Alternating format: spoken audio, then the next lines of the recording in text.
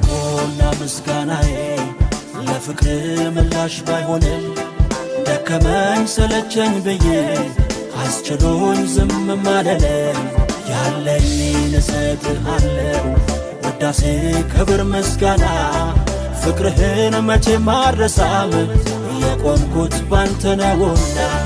አምልኮና ምስጋናዬ ለፍቅር ምላሽ ባይሆንም ደከመኝ ሰለቸኝ ብዬ አስችሎኝ ዝም ማለለም ያለኝን እሰጥሃለሁ ውዳሴ ክብር ምስጋና ፍቅርህን መቼም አልረሳም የቆምኩት ባንተ ነውና እኔ የሆንክልኝን ሳየው ጌታ መቼም ቢሆን አልረሳም